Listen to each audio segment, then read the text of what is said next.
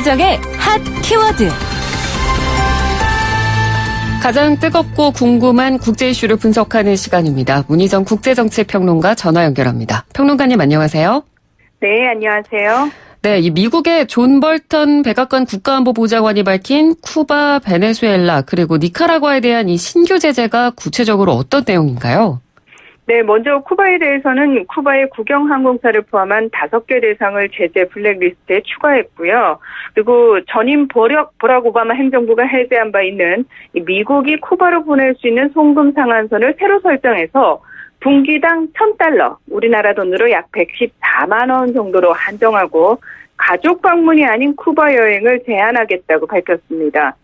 무엇보다 지난 1997년부터 효력이 중단되어 헬름스 버튼번 제3조를 다음 달부터 발동하겠다고 예고했는데요. 네. 헬름스 버튼법은 미국 기업이 아닌 기업이 미국의 경제 제재를 받고 있는 나라인 쿠바와 거래하는 것을 처벌하는 내용을 골자로 하고 있습니다. 또 베네수엘라의 경우는 이미 제재를 가하고 있는 베네수엘라 중앙은행에 이 추가 제재를 가해서 미국 거래가 제한되고 달러화에 대한 접근도 막히게 되는데요. 또 니카라과의 다니엘 오르테가 대통령의 비자금 창구로 의심받는 금융 서비스 업체인 벤코프도 제재 대상에 포함됐습니다. 네. 미국은 니카라과가 오르테가 대통령의 아들인 로레아노의 주도로 대규모 비자금을 조성하는 것으로 파악하고 있고요. 반정부 시위의 유혈 진압에 대해서도 강하게 비판하고 있는 상황입니다. 네, 이 세 나라 중에서도 특히 쿠바에 대해서는 좀 전방위적으로 제재가 추가가 된 것 같은데 특별한 이유가 있습니까? 네, 트럼프 행정부가 임시 대통령까지 내세워가면서 몇 개월째 고사작전을 벌이고 있는 베네수엘라의 니콜라스 마두로 정권과 가장 밀착한 나라가 쿠바라고 할 수 있는데요. 이 베네수엘라에 대한 압박을 더 효과적으로 하기 위해서 중남미 사회주의 국가들에 대한 전방위적인 제재를 가하고 있는 겁니다. 이 쿠바 군부가 소유한 에어 로가비오타 항공사를 제재 대상에 포함한 것은 쿠바의 주 수입원인 여행과 관광을 제한해서 외화 벌이의 통로를 막겠다는 의미인데요. 네. 또 쿠바 내에서 관광업에 종사하는 사람들의 종잣돈이라고 할 수 있는 미국의 가족과 친지로부터의 송금액도 동시에 틀어막음으로써 그 효과를 극대화시키겠다라는 의도라고 볼 수 있습니다. 네. 사실 해외 송금 자금은 2016년 30억 달러, 우리나라 돈으로 약 3조 4,060억 원에 달해서 쿠바 경제에서 차지하는 비용이 상당히 큰 편인데요. 의사, 운동선수 등 해외에서 일하는 전문 인력이 송금하는 자금 역시 차단될 수밖에 없는 상황입니다. 예, 그렇군요. 그리고 앞서 이 헬름스 버튼법 이 부분에 대한 언급도 잠깐 해주셨는데 좀 생소한 단어입니다. 어떤 내용인가요? 이 1959년 피델 카스트로와 체게바라가 혁명에 성공한 이후 이 피델 카스트로는 그 당시 친미 기득권과 미국 기업들이 독차지하고 있던 사탕수수 담배 농장과 공장들 그리고 정유시설, 호텔 등 거대 자산을 모두 몰수해서 국유화했는데요. 그러니까 이때 몰수된 자산에 대해서 거래를 하거나 이 거래를 통해서 이익을 취하는 것을 미국 법정에서 처벌하겠다는 미국 국내법입니다. 예. 정식 명칭은 쿠바의 자유와 민주화를 위한 법인데요. 1996년 공화당의 제이씨 헬름스 상원의원과 댄 버튼 하원 의원 주도로 제정됐는데요. 이 법의 3조에서는 쿠바 혁명정부가 몰수한 쿠바 출신 미국인들의 재산을 다른 외국인이 취득하거나 그 재산을 이용해 이득을 얻을 경우 미국 법원에 소송을 제기해서 환수할 수 있도록 했고요.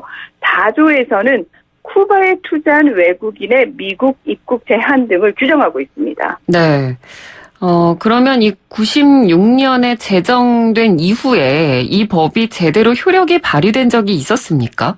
그러니까 사실상 불가능했었습니다. 예. 제가 아까 미국의 국내법이라는 말을 했잖아요. 네네. 그러니까 당시 쿠바 카스트로 정권을 국제적으로 고립시키기 위해 고안이 됐지만 쿠바의 인권 향상이라는 명목으로 과연 미국 국내법으로 국제 무역을 규제하려는 미국의 태도가 과연 정당한 것인지에 대해서 유럽연합을 비롯한 국제사회의 비판이 상당히 거셌습니다. 네. 결국 자유무역 질서를 파괴한다는 반발에 부딪혀서 1997년부터 그 효력이 중단됐는데요.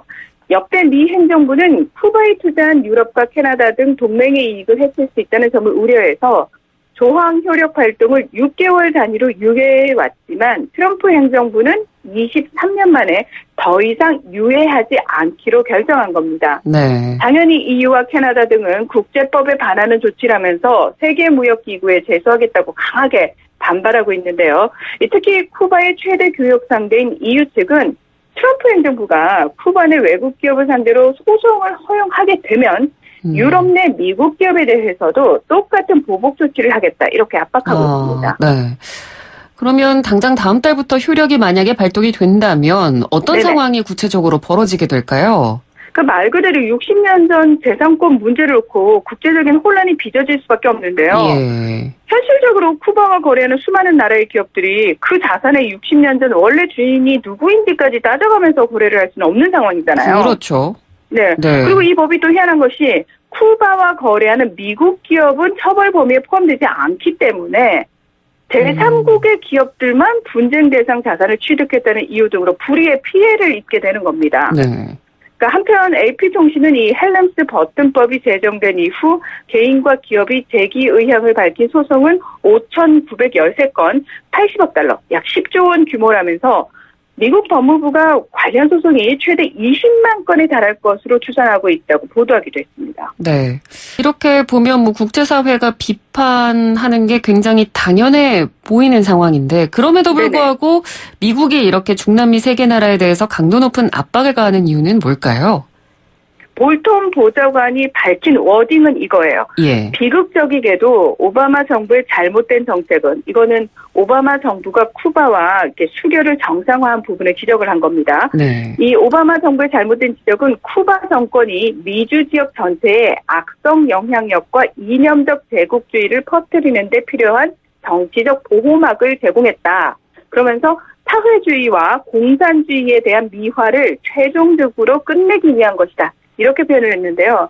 그러니까 쉽게 속내를 표현을 하면은 중남미의 대표적인 사회주의 국가인 쿠바와 베네수엘라, 니카라과를 압박해서 연대고리를 끊어버리고 앞마당인 중남미에서 미국의 영향력을 확실히 확장시키겠다라는 의도라고 할 수 있습니다. 네네. 뭐 굳이 이런 의도를 숨기려 하지도 않는데요. 지난달 29일 볼턴 보좌관은 로이터 통신과의 인터뷰에서 이렇게 얘기를 해요.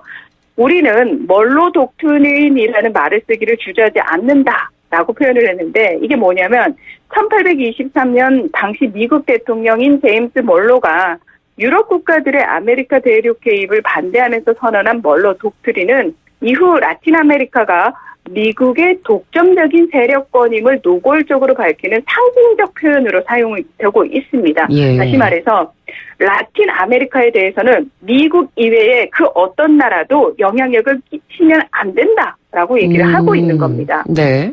또 연일 강공을 쏟아붓는데도 좀처럼 미국의 뜻대로 정권이 붕괴되지 않는 베네수엘라를 지지하는 쿠바와 니카라과에 대한 보복 조치임과 동시에 이 최근 베네수엘라의 화물 35톤과 군인 100명을 보낸 러시아에 대한 경고의 의미이기도 한데요. 마이크 폼페이오 미 국무장관은 쿠바에 대해서 쿠바는 수년 동안 위협과 억압, 폭력의 전술을 베네수엘라에 수출해왔다. 베네수엘라에 파견된 쿠바 군인과 정보기관원들이 마두로의 권력을 지켜주고 있다. 이렇게 강도 높게 비판하기도 했습니다. 네. 그러니까 왜 하필이면 지금 이런 메시지를 내놨냐라는 분석에 대해서 뭐 2020년 대통령 선거를 앞두고 이런 의도적인 행동을 한 것이다라는 분석도 있던데 어떻습니까? 네, 이 존 볼턴이 추가 제재를 발표한 곳이 어디냐면은 플로리다주, 그러니까 다시 말해서 쿠바와 가장 가까운 미국의 그 지역이거든요. 예. 거기에 또 쿠바에서 망명을 한 사람, 쿠바인들이 상당히 많이 살고 있는 곳이기도 합니다. 이 플로리다주 마이애미에서 열린 쿠바 피그스만 침공 58주년 기념 행사 자리였습니다. 이 4월 18일이 어떤 날이냐면은 네. 1961년이면은 왜 1959년에 혁명 정부가 수립이 되잖아요. 근데 그 2년 동안 미국은 이 쿠바에 반대하는 무장 세력, 쿠바인들을 훈련을 시킵니다. 네. 그리고 1961년에 이 피기스만을 통해서 쿠바 침공을 시도를 하거든요. 근데 당연히 이걸 실패를 했고요. 국제사회적으로도 비난을 많이 받은 부분이 있습니다. 근데 이 사건을 기념하는 날 이런 얘기를 한 건데요. 예. 미 정치 전문 매체인 폴리티코는 플로리다주는 미국 대선의 대표적인 경합주이다. 수많은 쿠바와 중남미 이민자들이 모여 사는 곳이다. 그래서 지난해 중간선거에서 공화당의 승리를 안겨준 히스패닉 유권자들에게 어필하려는 것이다라고 분석을 했는데요. 네. 폴리티코에 따르면 플로리다주 내의 히스패닉 유권자는 230만 명으로 전체의 17%에 달하고 이 중 3분의 1가량인 쿠바 출신은 공화당의 확고한 지지층으로 분류되고 있습니다. 그리고 또 AFP 통신은 어떻게 분석을 했냐면은 트럼프 대통령이 대선을 앞두고 자신을 사회주의의 적수로 내세우고 최저임금 인상과 의료보험 확대 등을 주장하는 민주당을 사회주의와 연결시키려 노력하고 있다. 이렇게 평가하기도 했습니다. 네. 미국의 이번 조치에 대한 세 나라들의 반응도 궁금합니다. 어떻습니까? 굉장히 이제 강하게 반발하고 있는 상황이죠. 니콜라스 마두로 베네수엘라 대통령은 텔레비전 연설을 통해서 이번 제재는 완전히 불법이다. 제국이 미쳐서 발악하는 것 같다. 이렇게 거칠게 반응을 했고요. 사실 그동안 쿠바는 몰수된 재산에 대해서 소유주들에게 보상할 용의가 있다라는 입장을 밝혀왔거든요. 예. 하지만 이번 미국의 제재 방침에 대해서는 쿠바 최고 지도자인 미겔 디아스 카넬 국가평의 의장이 트위터를 통해서 어떤 외부 압박에도 쿠바인들은 항복하지 않는다. 이렇게 대응을 했습니다. 네. 그리고 러시아라든지 유럽연합도 강하게 반발을 하고 있는데 이 러시아의 세르게이 라브코프 외무차관은 러시아는 미국의 제재를 불법으로 간주하며 쿠바와 베네수엘라를 돕기 위해서 모든 것을 할 것이다. 이렇게 얘기를 했고요. 그리고 쿠바 주재 유럽연합 대사인 알베르토 나바로도 AP통신에 쿠바에 대한 미국의 무역 제재를 역외에도 적용하는 것은 국제법 위반이다. 지난 60년간 쿠바 봉쇄의 결과는 쿠바 국민이 받은 고통뿐이다. 이렇게 비판했습니다. 네. 자, 오늘은 이 미국이 추가로 제재하겠다고 밝히니 쿠바, 베네수엘라, 니카라과에 대해서 한번 알아봤습니다. 말씀 잘 들었습니다. 고맙습니다. 네, 고맙습니다. 네, 지금까지 문희정 국제정치평론가였습니다.